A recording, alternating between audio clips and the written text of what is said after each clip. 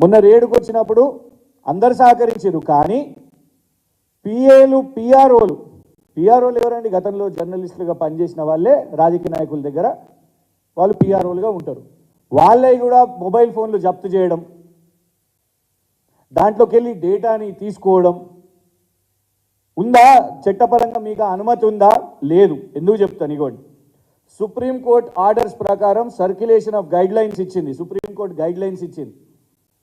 Caesar of digital devices అనేది judicial warrant ఉంటేనే చేయాలి అని ఇలా చాలా స్పష్టంగా ఉన్నది. జ్యుడిషియల్ వారెంట్ ఉంటేనే మీరు ఎవరిదైనా మొబైల్ ఫోను జప్తు చేయాలని. దానికోసం 5 గోల్డెన్ పాయింట్స్ ఇచ్చింది. ప్రత్యేకంగా ఈ కేసు వేసింది కూడా జర్నలిస్టులే. దేశవ్యాప్తంగా ఢిల్లీ కేంద్రంగా ఉన్న జర్నలిస్టులు సుప్రీంకోర్టును ఆశ్రయించినప్పుడు ఇట్లా పోలీస్ వాళ్ళు, ఈడీలు వాళ్ళందరూ కూడా మొబైల్ ఫోన్స్ తీసుకుంటున్నారు, సిస్టమ్స్ తీసుకుంటున్నారు అన్నప్పుడు చాలా కీలకంగా చెప్పింది, మీ దగ్గర నంబర్ 1 జ్యుడిషియల్ వారెంట్ ఉంటేనే మీరు ఫోన్ జప్తు చేయాలి. నిన్న జ్యుడిషియల్ వారెంట్ ఇచ్చిరా? నాకు ఇవ్వలేదు. ఎలాంటి కోర్టు నుంచి వారెంట్ లేదు, కేవలం ఒక 41 సిఆర్పిసి నోటీస్ తప్ప. ఇందులో కూడా ఏమని ఉన్నది? 41 సిఆర్పిసి నోటీస్లో you will not tamper with the evidence అని ఉన్నది. ట్యాంపర్ ఎక్కడదండి?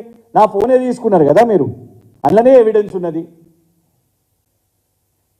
వాళ్ళు ట్యాంపర్ చేస్తే ఇవాళ నాకు అనుమానం ఉన్నది. అందులో కీలకమైన రీసెర్చ్ డేటా ఉన్నది. బాజాప్తా ఇవాళ చెప్తున్నాం. అవును, రేవంత్ రెడ్డి గారి కుటుంబానికి చెందిన వ్యక్తులు ఎవరైతే వ్యాపారాలు చేస్తున్నారో, దందాలు చేస్తున్నారో వాటి మీద మేము రీసెర్చ్ చేస్తున్నాము. ఆ రీసెర్చ్ మెటీరియల్ ఆ ఫోన్లో ఉన్నది. కాదా? వాస్తవం కాదా? రేవంత్ రెడ్డి గారు మీ వియంకులు వారు ఎన్నో బ్యాంకుల నుంచి రుణాలు తీసుకొని చైనా కంపెనీలతోని వ్యాపారాలు చేస్తున్నట్టు పేరు మీద ఎగవేత చేస్తే సిండికేట్ బ్యాంకు నీలామీ చేసింది. వాస్తవం కాదా? ఆ ఆస్తుల యొక్క డాక్యుమెంట్స్ అందులో ఉన్నాయి. బ్యాంక్ ఆఫ్ బరోడా వాళ్ళ దగ్గర కూడా మీరు లోన్లు తీసుకొని మీరు మళ్ళా బ్యాంకు నీలామీ చేస్తుంటే అట్లాంటి డాక్యుమెంట్స్ అందులో ఉన్నాయి. రకరకాల దందాలు వాళ్ళు ఏదైతే చేస్తున్నారో, భూపాల్ ఇన్ఫ్రాస్ట్రక్చర్ కానివ్వండి, మ్యాక్స్ బిఎన్ ఫార్మా కానివ్వండి, మగధ రియల్ ఎస్టేట్ కానివ్వండి, మొన్న పెట్టిన గీతా ఆటోమోటివ్ కానివ్వండి, ఇట్లాంటి ఎన్నో చేస్తున్నారు. మేము రీసెర్చ్ చేస్తున్నాం. అందులో పరిశోధనకు సంబంధించిన ఎన్నో డాక్యుమెంట్స్ ఉన్నాయి. అదానీకి సంబంధించిన ఏదైతే వ్యాపారాలు ఉన్నాయో ఆ ఫోన్లో డాక్యుమెంట్స్ ఉన్నాయి. 1000 పీడిఎఫ్లు ఉన్నాయి. ఎందుకు అవసరం వచ్చింది మీకు మొబైల్ ఫోన్? ఎందుకు కవిత గారి పిఏల పిఆర్ఓల మొబైల్ ఫోన్స్ ఎందుకు అవసరం వచ్చింది?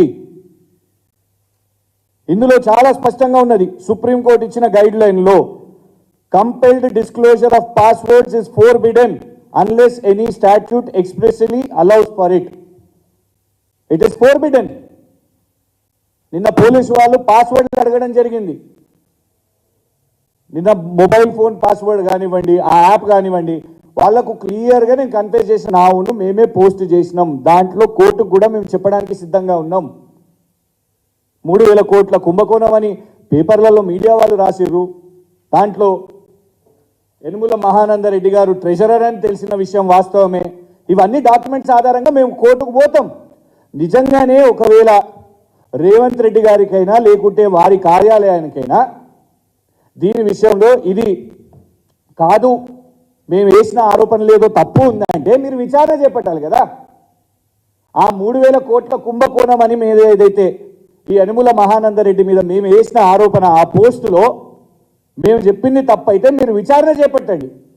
కానీ ఫోన్ తీసుకోవడానికి మీకు ఎలాంటి హక్కు ఉన్నది? ఎందుకు ఫోన్ని సీజ్ చేసిండ్రు? అందులోకి వెళ్ళి ఏం డేటా కావాలి? సోషల్ మీడియాగా ఇలా నలుగురం కూడా మేము కన్వీనర్లం ఇక్కడ ఎందుకు కూర్చున్నాము అని అంటే, సోషల్ మీడియాకు సంబంధించిన మా స్ట్రక్చర్ ఉంటుంది, గ్రామ స్థాయిన మా డేటా ఉంటుంది. వాళ్ళందరూ కూడా మెసేజెస్ చేస్తూ ఉంటారు. ఇది ఎవరి మీద ఒత్తిడి పెట్టడానికి?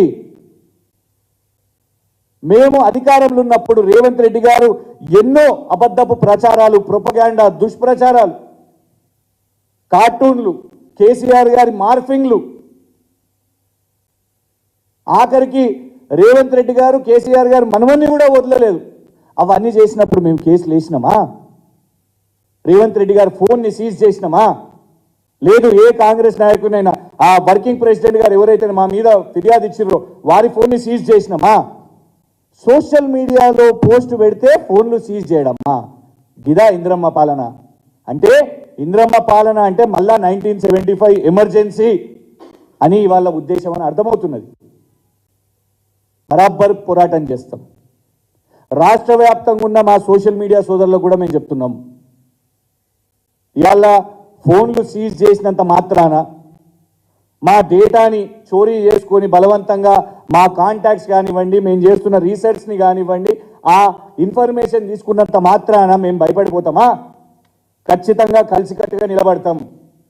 కింది స్థాయిలో గ్రామ గ్రామాన మా సోషల్ మీడియా వాళ్ళ మీద కాంగ్రెస్ నాయకులు దాడులు చేస్తున్నారు. మొన్న చూసినాం ధర్మపురిలో, అక్కడున్న ఎమ్మెల్యే గారు ఆడియోనే వచ్చింది.